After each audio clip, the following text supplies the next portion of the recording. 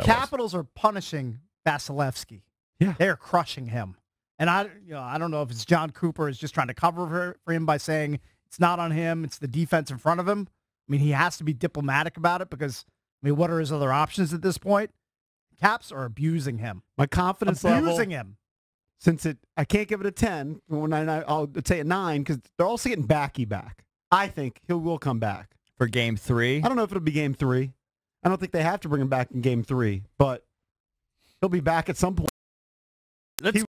For the last morning skate where he was doing things that he didn't do previously. So do you want me to, are we asking how confident are you or how nervous? They're basically the same thing. No, they're not. They're two totally different things. I would say how nervous you are because the majority of the room has said they feel very nervous about the Capitals, that it can flip, it can flip quickly. I think they're going to win. I predicted they would win the series. I think you should have a little swagger.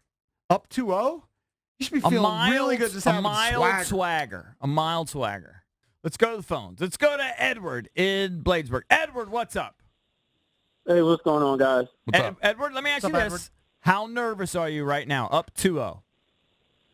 If you wanted to be honest, I'm at a 0.5. Here's why. Go. Oh, you're right there with JP. Caps are up 2-0 in the series. They stole home ice when they beat them the first game. Right. The Lightning got 2 goals by virtue of the ref missing 2 calls. Right. That's all they got. They're a horrible 5-on-5 team right now. They have no answer for the Capitals. Well, the Capitals have every answer for the Lightning. Okay. Mm-hmm. Brandon Holtby is on fire. And here's another thing that I wanted to also let you guys know. I know you guys said that Metro's open an extra hour. How about this? They're even trying to have a rally party out front of Capital One Arena for games 3 and 4. It's going to make that place go nuts. The Caps are going to sweep the Lightning, forget about coming back to Tampa Bay because they've already had the thunderstorms that they thought they were going to have. Take shelter, Tampa. It's over. All right. He's at a 0.5. He's right there with JP. But if they lose Game 3, he's going to be up to a 4 or 5 easy. Easy. Hey, that's the way it is. Exactly. Let's go to. I really think though, we're generally prisoners of the moment. Like when Cake said that they were floating corpses because they were down 2-0. I think I have perspective. They were down 2-0 at the point, and it seemed that way. So this is reverse of that. If you felt like they were dead down 2-0, now they're up 2-0. You should feel like they are completely like the other team's dead. The Tampa's dead. They get the 2 in Tampa. Now they come home with a commanding 2-0 lead. I mean, their confidence has to be sky high at this point. Yeah, it definitely is, Cakes. I mean, this is a team that believes it can win, that believes it can finish teams off. Now they have to take care of business at home. Like now that's the next step for them is not to get like loose just because you're coming back to Capital One Arena. They have to figure out a way to translate that because too often in the playoffs, while that 11-3 mark is amazing, they haven't done well enough in front of their home fans. Certainly we know the Game 7 stuff, but they need to now – they're now in a great position. Now they have to bring that back home and take advantage of what they've done here. But, like I said, it's kind of uncanny the last 2 years. I mean, that's what championship teams do. Like, I'll say it that way. Championship teams go on the road and finish you when they have a chance. And this group, the core group anyway, I know they lost some guys from last year, but they ended Toronto's season in Toronto, Game 6. Didn't let it get to a Game 7. They ended Pittsburgh's season this year, Game 6. Didn't let it get to a Game 7.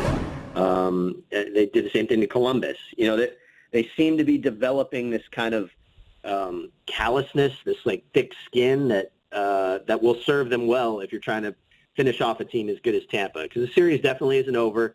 Caps showed you can come back from 2-0 just last month. But that they are playing well enough at this point that there's reason to think and look at that and say, I think this team has what it takes to finish off a team, even if Tampa starts playing better, which I totally expect they will. I expect them to have a great Game 3, but the Caps now are in that position where it might not matter. You're down 2-0.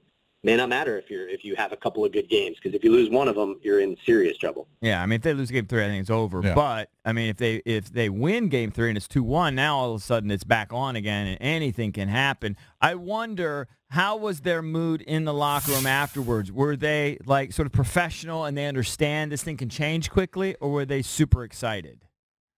They have, throughout these playoffs, Eric, have been very good at compartmentalizing that stuff. They don't get, they're like Tiger Woods used to do, right? Where he would just there would be no fist pumping on a Saturday or that kind of stuff. Like it was very methodical. Like they're constantly referencing. I know Kuznetsov said it, Brett Conley said it, Lars Eller said it, Braden Holtby did as well. Where they kind of like, it doesn't matter that we're up 2-0. Like they're trying to put that aside and just play the next game. That's a total cliche, and it's way easier said than done.